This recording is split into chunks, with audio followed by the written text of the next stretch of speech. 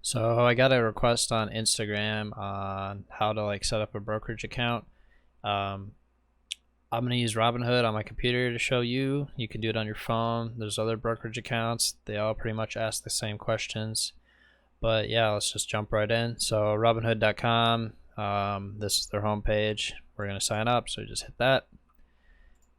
Basically, for every step, I'm just going to show you what they're asking, explain anything that needs explaining, and then fill it out on my own, so I'm not giving out address, that kind of stuff. So basically, they're just asking for your name, email, and password on the first page. So this will be your login email and password for the app. So you have to have a minimum of 10 characters for the password.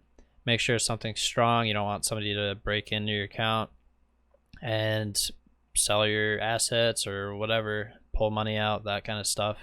I've heard stories about it happening for Robinhood users, so just make sure your password's secure. I've heard their support isn't the best at getting this kind of stuff resolved quickly, so just try to prevent it from happening in the first place by just creating a good password. So alright, so on to the next page, basic info here. So they're going to need your address, city, state, zip code, and phone number.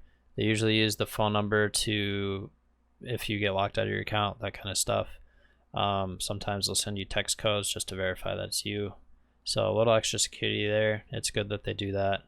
But yeah, so why do they need the address? US government requires that. Will Robinhood send me ads? Never, so you don't have to worry about that. And then down here, basically these questions are pretty important, so just read them there, make sure you answer them accurately. I don't think you're allowed to actually own a brokerage account, or maybe it's just trade the specific stocks that you're associated with if this is affecting you, but my guess is if you're here watching this video, this doesn't apply to you. So just fill it out accurately and we'll move on to the next page. Alright, so on to the identity page. Basically, they're just telling you here that because of the Patriot Act, you have to give your social security number. Any questions on that, just read the link there. I don't want to get into that right now. So part 2 of that, verify your identity, date of birth, social, citizenship, marital status, number of dependents, which would be like any kids, investment experience. I don't know how they use that, but just answer it accurately. And then employment status. Alright, so the next step is to fund your account. If you're setting up an account, you might as well put some money in it. I don't think you have to complete this step to set up the account, but if you're here, you might as well put something in for your initial investment.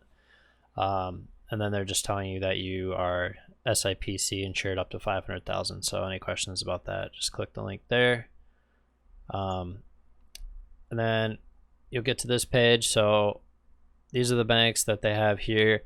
They do other banks too. My bank isn't on here, so you don't have to worry about that.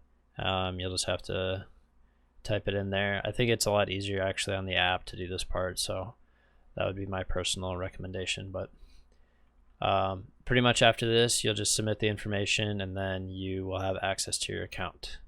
And then to finish off this video, I'm just going to show you how to buy and sell one share. Alright, so this is my account, as most people watching this have probably already seen.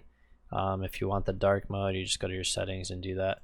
But basically, to buy a share of stock, let's start with Prospect Capital. On the computer, it's a little more complicated, but hardly complicated at all. So you just have the buy option here, how many shares you want to buy, what the current market price is, and then the estimated cost of the total order. So if we do 2 shares, it'll give you the estimation there. Buying power is here, so obviously you have to fund the account. And so this would be a market order. Now if you want to do a limit order and lock in the price, basically I would almost always do this on Robinhood just so it fills at the price you want and it doesn't jump up or whatever, since Robinhood is delayed. Any questions about that, just let me know. But basically I would suggest a limit order, and then just have it good for the day, and then might as well do it during extended hours. That doesn't change anything. And then just hit review. It'll say you're placing this order, and then buy. So there, that's all queued up, ready to go. It won't execute now because we are after hours, but basically if I let this be, it would try to execute tomorrow at any time of the day if the price for $4 is up and available. So that's how you do that. There are other options too. Like I said, market order, limit order, stop loss, stop limit, and trailing stop order. The two that I normally use are just limit and market order. I do market orders when I want something to fill immediately.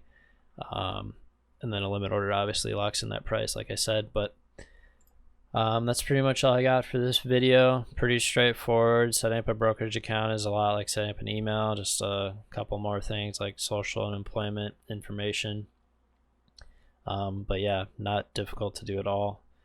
And basically buying and selling on Robinhood couldn't be any easier, especially on their app. Basically you just swipe up to make a purchase. So make sure if you're new to all this stuff to just read what you're doing and make sure you're doing what you want to be doing. I've accidentally sold a stock instead of bought it one time just because I wasn't really paying attention, which is kind of stupid. But yeah, just make sure you're doing what you want to do. You can always cancel orders too if they haven't filled, so that's always nice. But like I said, that's pretty much it for this video, so I hope this answered any questions or whatnot. If not, just let me know in the comments and I'll be happy to add to the video or make another one. So yeah, we'll just leave it at that.